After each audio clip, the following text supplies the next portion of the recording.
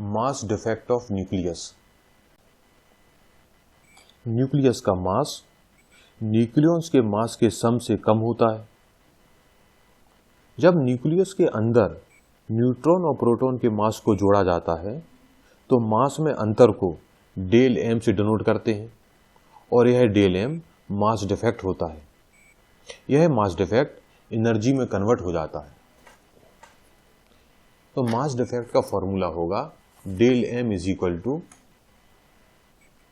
Z M P plus A minus Z M N minus M, जहां M P mass of proton है, M N mass of neutron है, M mass of nucleus है, Z atomic number है और ए mass number है। तो mass defect का formula आप देख लें, स्क्रीन पे दिख रहा है। आइंस्टीन्स मास एनर्जी इक्वेशन से यह मास डिफेक्ट एनर्जी में कन्वर्ट होगा और प्राप्त एनर्जी होगी del E is equal to del m c square, जहां डेल ई एनर्जी रिलीज्ड है, डेल एम मास डिफेक्ट है और सी वेलोसिटी ऑफ लाइट है। अब हम हीलियम न्यूक्लियस के लिए मास डिफेक्ट निकालते हैं।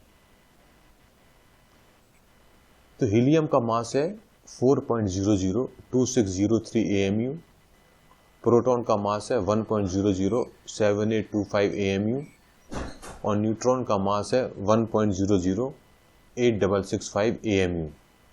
तो दो प्रोटॉन और दो न्यूट्रॉन का मास हो जाएगा, इनको जोड़ दें तो 4.032980 AMU।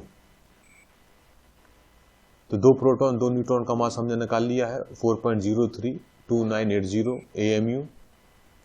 तो मास डिफेक्ट क्या होगा, न्यूक्लियस का मास और ये हमने दो प्रोटॉन और दो न्यूट्रॉन का जोड़ा है उससे हम माइनस कर देंगे।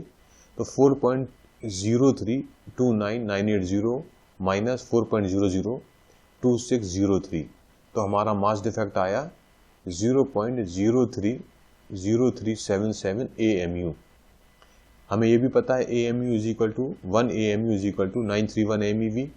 तो हमारा मास डिफेक्ट क्या हो जाएगा 28.8 MeV।